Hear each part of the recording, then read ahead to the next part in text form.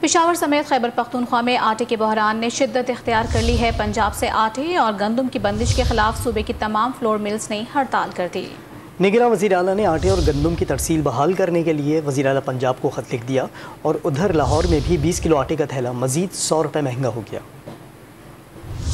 گندم کی ریکارڈ پیداوار، لیکن حکومت ملک بھر میں آٹے کی قیمت نیچے لانے میں ناکام۔ پشاور سمیت خیبر پختونخوا میں آٹے کے بحران نے شدت اختیار کر لی۔ ایک جانب مارکیٹ میں آٹے کی قلت ہے تو دوسری طرف پنجاب سے آٹے اور گندم کی سپلائی کی بندش کے خلاف صوبے کی تمام فلور ملز نے ہڑتال کر دی ہے، جبکہ ذخیرہ اندوزوں نے صورتحال کا فائدہ اٹھاتے ہوئے آٹا بلیک میں فروخت کرنا شروع کر دیا۔ گندم کو آزادانہ اجازت نہیں دی گئی تو اس کے لیے ہم آگے حکمت عملی کریں گے اور اپنا میٹنگ بلا کے اس میں فیصلہ کریں گے کہ آگے ہڑتال کرنا ہے، کتنے دن کرنا ہے۔ پنجاب جنوبی اجناس سے سارے گندم پہ پابندی نے لگائی ہوئی ہے۔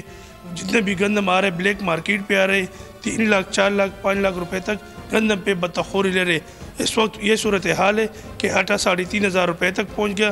آٹا میدا ہر چیز شارٹ ہے، نہ بھائیوں کے پاس فین ہے نہ بکری والے کے پاس اس وقت سٹاک میں میدا موجود ہے۔ تمام صورتحال میں نگران وزیر اعلیٰ خیبر پختونخوا اعظم خان نے پنجاب کے ہم منصب محسن نقوی کو خط لکھ کر گندم کی ترسیل پر پابندی ختم کرنے کا مطالبہ کر دیا۔ نون لیگ خیبر پختونخوا کے صدر امیر مقام نے لندن میں وزیر اعظم شہباز شریف سے رابطہ کر کے صوبے میں آٹا بحران کے بارے میں آگاہ کیا۔ وزیر اعظم نے معاملے پر فوری ایکشن لیتے ہوئے تحقیقات کا حکم دے دیا۔ خیبر پختونخوا کے شکوے اپنی جگہ، لیکن لاہور کی اوپن مارکیٹ میں گندم مزید مہنگی ہونے سے فلور ملز نے 20 کلو آٹے کی تھیلے کی قیمت میں 100 روپے کا اضافہ کر دیا، جس سے ایکس میل قیمت 2750 جبکہ پرچون میں 2800 روپے تک پہنچ گئی ہے۔ پنجاب کی فلورز ملز نے بھی سندھ اور خیبر پختونخوا کی فلور ملز سے اظہار یکجہتی کرتے ہوئے منگل کی دوپہر 2 بجے سے شام 6 بجے تک ہڑتال کا اعلان کر دیا۔